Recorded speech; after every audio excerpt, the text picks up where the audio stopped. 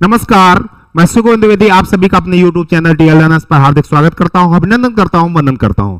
बेटा ध्यान देना, एक बहुत प्यारी सी बात मैं आपके सामने कंपाउंड इंटरेस्ट का क्वेश्चन लेके आया हूं जो ऑल कॉम्पिटिटिव एग्जाम्स के लिए बहुत ही महत्वपूर्ण है। कैसे इस क्वेश्चन को बनाएंगे वो ध्यान देना है।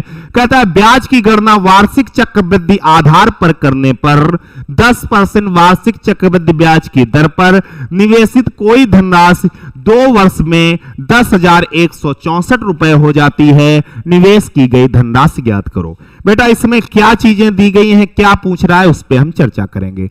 तो सबसे पहले तो हमको पता है कि उसने रेट ऑफ इंटरेस्ट दे रखी है। बोले बिल्कुल सर। फिर उसके बाद उसने समय दे रखा है 2 वर्ष। फिर उसने अमाउंट दे रखा है 10,164। जब इस टाइप का क्वेश्चन कभी आपके समक्ष प्रस्तुत किया जाए तो आप इसको रेट ऑफ इंटरेस्ट पे फोकस करिएगा। किस पे फोकस करना है? Rate of interest. Rate of interest को आप फ्रैक्शन वैल्यू में चेंज करिए। 10% की फ्रैक्शन वैल्यू क्या होती है? बोले सर 1/10 होती है। अब इसी के आधार पे जितने वर्ष का उतने वर्ष में दिखा दो। 10 से 1 बढ़ गई तो 11 हो गई। पहले वर्ष 10 से 11, दूसरे वर्ष भी 10 से 11 और 2 वर्ष की बात है। ये हमारा प्रिंसिपल, ये हमारा अमाउंट। इनको गुणा कराएं तो 100 हो गया, इनका गुणा कराएं तो 121 हो गया। हमारे अकॉर्डिंग अमाउंट कितना है? 121 और क्वेश्चन के अकॉर्डिंग कितना है? 10,164। तो हमारे 121 की वैल्यू क्या है? 10,164 है। कितनी है बेटे? 10,164। तो हमारे 100 की वैल्यू प्रिंसिपल पूछ रहा है तो हमारे 1 की वैल्यू हो जाएगी 10,164 डिवाइड 121। बेटा इसमें हम एक चीज कर लेंगे। बोले क्या करोगे?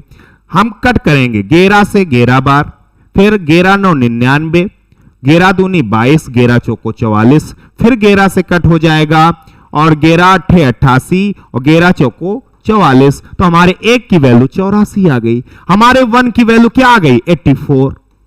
तो हमारे 100 की वैल्यू क्या हो जाएगी? 8400 हो जाएगी। क्या हो जाएगी? 8400 हो जाएगी। तो बेटा ऐसे क्वेश्चन आप एक बार बिल्कुल इसको ध्यान से देखिएगा। ऐसे क्वेश्चन अगर आपके सामने प्रस्तुत कर दिए जाएं तो आपको डरने की आवश्यकता बिल्कुल नहीं है। आप उसको फ्रैक्शन मेथड से उड़ा सकते हैं, सीआई को बहुत आसान तरीके से कर सकते हैं। धन्यवाद।